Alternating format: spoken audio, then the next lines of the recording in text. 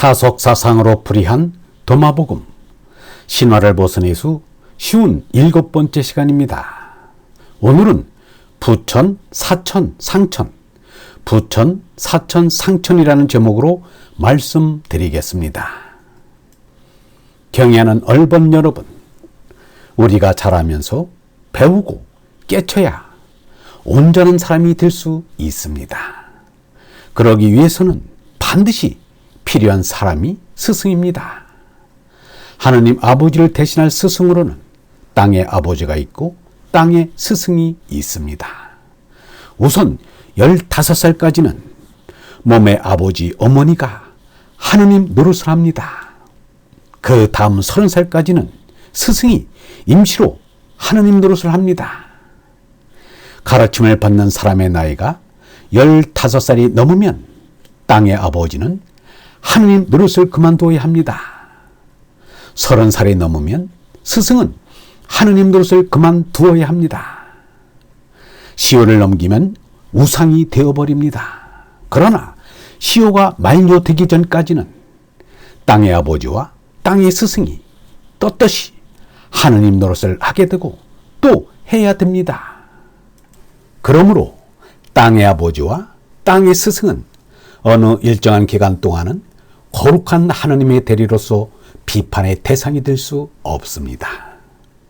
예수는 제자들을 하느님께로 넘기는데 훌륭한 모범을 보였습니다.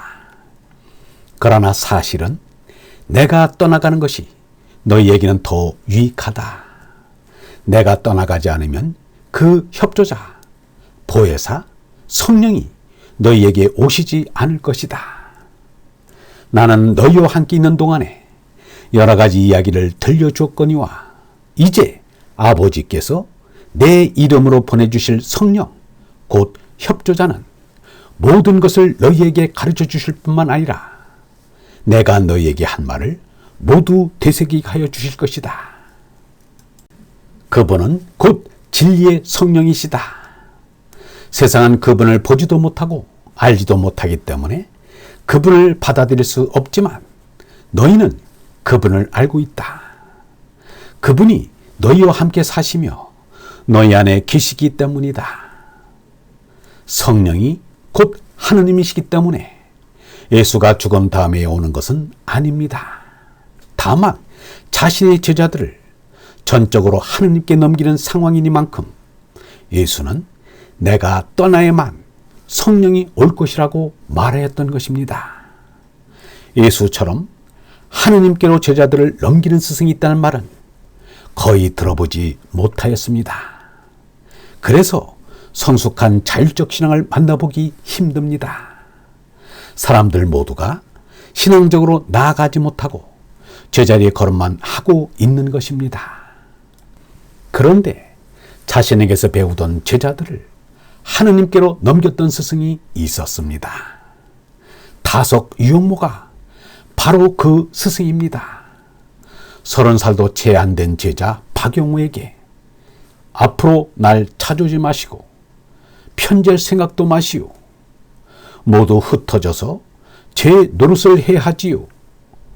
젖이 더 잘 나오라고 뜸배질을 해도 저 위에 하느님의 대고 하시오. 이제 나는 줄 것 다 주었어요. 라고 말하였습니다.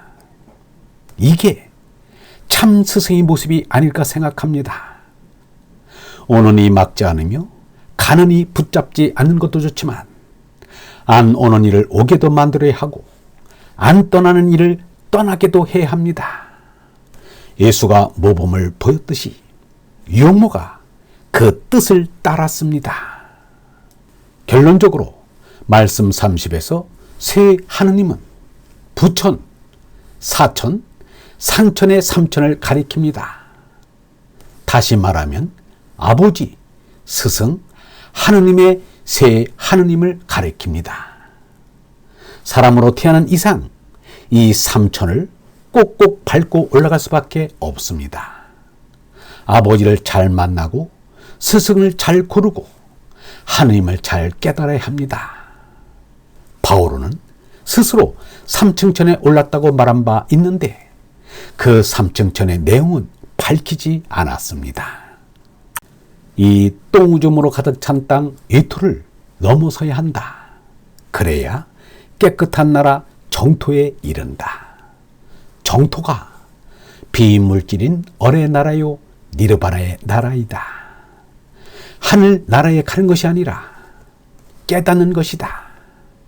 깨달으면 이따시 온 이 바로 열애가 된다.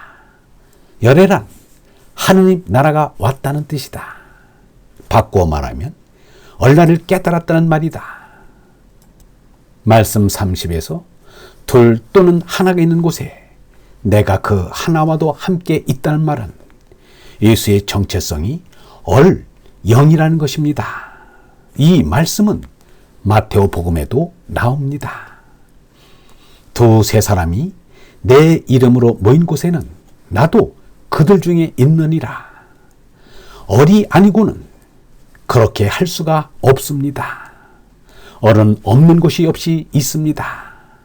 불교에서는 관세음보살이 천수천안이라 하지만 인구만 60억이 넘는 이 세상에서는 천수천안 가지고는 턱없이 모자랍니다. 억수어간이 되어야 할 것입니다. 아니, 바람이 되어야 합니다.